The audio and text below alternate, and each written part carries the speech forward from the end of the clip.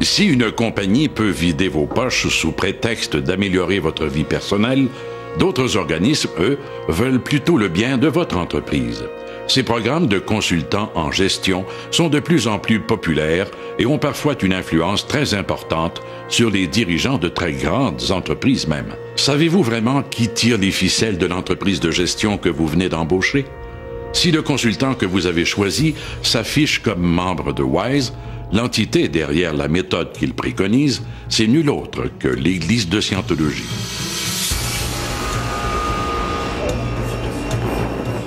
WISE, c'est World Institute of Scientology Enterprises.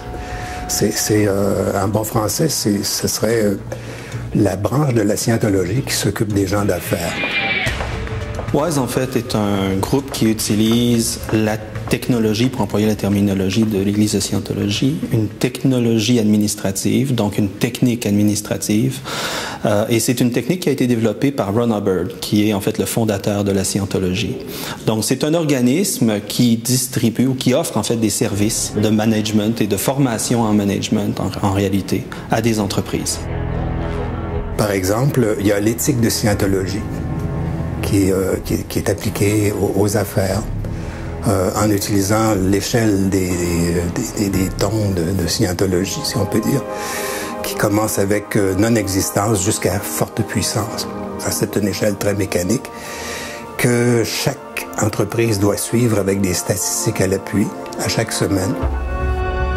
Alors, on leur dit que c'est un privilège de se servir de la technologie de Ron Hubbard, que même que si c'est écrit dans des livres qui sont accessibles à tous, c'est un privilège d'utiliser cette technologie-là et donc on doit payer des frais comme une franchise en fait doit payer des frais. Et là, on s'attend à ce que la personne, qu'une organisation paie d'un certain prix chaque année qui varie entre 500 $ pour les petites entreprises jusqu'à 30 000 $ pour les corporations. Il faut aussi que vous suiviez des cours de scientologie qui se donnent en scientologie. Des cours de communication, des cours de gestion, des cours de vendeurs. Puis à ce moment-là, ces cours-là, ils ne sont pas compris dans le 10 % que vous donnez, il faut débourser. Selon certaines statistiques, une entreprise qui s'affilierait à WISE, ça lui coûterait à peu près 50 % de son chiffre d'affaires en dépenses de scientologie. En réalité, il y a un discours officiel de l'Église de Scientologie qui veut que WISE ne soit pas affilié à l'Église de Scientologie. Et c'est vrai pour la plupart des groupes qui utilisent une méthode de Ron Hubbard. La politique officielle de l'Église de Scientologie est de dire que ces groupes-là n'appartiennent pas à l'Église de Scientologie. En réalité, il semble y avoir des liens institutionnels, il semble y avoir certains liens entre ces groupements et l'Église de Scientologie. Par exemple, on pourrait donner l'exemple suivant, les personnes qui sont à la tête de WISE vont en général aussi avoir une place dans l'administration de l'Église de Scientologie. La Scientologie, oui, elle préfère cibler les gens d'affaires que n'importe qui parce qu'ils ont de l'argent, effectivement. Le nerf de la guerre en Scientologie, c'est l'argent et c'est le moteur. Alors, si les gens sont en affaires, ils ont beaucoup plus de chances d'en avoir. Il y a chaque année, ou à peu près chaque année, un bottin d'entreprises WISE qui circule assez librement, qu'on peut retrouver sur Internet, qu'on peut retrouver un peu partout. Donc, dans ce bottin-là, effectivement, on retrouve de très nombreuses entreprises en France, un peu partout en Europe, en Amérique latine, aux États-Unis, etc. Et je ne peux pas vous donner de chiffres précis, mais ça se compte par centaines. La plupart, c'est des compagnies moyennes. Il y a quelques compagnies un peu grosses comme Sterling Management ou David Singer Enterprise ou Latch Chiropractor et des choses comme ça. Mais c'est assez connu qu'ils sont membres de WISE.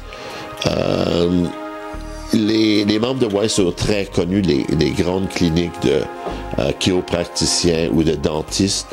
Il y en a aux États-Unis, il y en a qui sont très connus comme étant grands membres de WISE. WISE devient également un réseau d'affaires parce que les entreprises qui sont membres de WISE peuvent échanger de l'information entre elles, vont par exemple faire appel à un médiateur qui est certifié par WISE lorsqu'il y a des conflits de travail ou conflits entre entreprises, etc. Donc WISE en même temps finit par créer, si vous voulez, une espèce de système de médiation, de justice parallèle à celui de la société dominante, oui.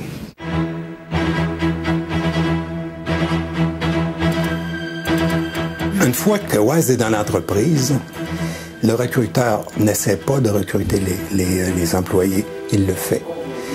Il va leur vendre des cours de communication, il va leur vendre des cours comment étudier, comment apprendre, comment se débarrasser des indésirables. Et il va leur vendre de même le parcours de purification pour qu'ils soient bien dans leur corps. Et, en fait, il va leur vendre à peu près tout ce qui est possible de vendre à quelqu'un pour le faire, soi-disant, progresser. Il y a énormément de services qu'offre l'Église de Scientologie à ce qu'elle appelle ses paroissiens. Et ce sont effectivement souvent des services payants. Il y a des auditions qu'offre l'Église de Scientologie à ses paroissiens. Ces auditions-là ressemblent un petit peu à ce que pouvait être la confession catholique ou encore à de la psychanalyse. On utilise ce qu'on appelle une espèce un électropsychomètre où on va brancher l'individu à des senseurs et puis on va lui poser des questions et voir où il peut y avoir des zones d'angoisse là, selon ce que la personne raconte de sa vie, etc. Donc, ça ressemble un peu à une sorte de psychanalyse. Et effectivement, là, ces services-là peuvent être payants. Si quelqu'un paie une compagnie qui appartient à WISE, il est évident qu'une partie de l'argent que la personne paie va aller à l'Église de Scientologie. C'est évident. Parce que les personnes qui sont membres de WISE volontairement sont reconnues comme étant des personnes qui contribuent des sommes énormes, phénoménales à la Scientologie. Il y en a plusieurs qui paient des millions de dollars chaque année. Alors, un gros pourcentage de ce que ces gens-là font vont à l'Église de Scientologie. Donc, si vous payez cette organisation-là, évidemment, une partie de ce que vous payez va directement à l'Église, ça c'est sûr. L'Église de Scientologie, d'un côté, se présente comme une religion à but non lucratif, mais de l'autre côté, agit aussi un peu comme une entreprise payante. Et ça, c'est un problème à la fois d'ordre éthique, parce que ça vient en quelque sorte défier nos catégories entre le religieux qui ne doit pas être payant et l'entreprise, et ça défie également quelque part la loi, puisque la loi dit que les organisations religieuses ne doivent pas justement être à but lucratif. Bon, ce qui s'est passé avec les bateaux, la Sea Org, pourquoi ça s'appelle la Sea Org? C'est qu'à un moment donné, Ron Hubbard a dû vivre il s'est acheté 3 bateaux, puis il vivait dans les eaux hors territoriales pour ne pas payer d'impôts nulle part. C'est à partir de là qu'il a créé son église comme étant un corps de marine, si je peux dire. Et à ce moment-là, Ron Hubbard avait vraiment des difficultés financières avec le fisc américain, parce que, bon, j'ose difficilement utiliser le terme escroc, mais c'est un peu ça qui était. Il créait des églises, il les vampirisait, puis il foutait le camp ailleurs pour en créer une autre, comme ça.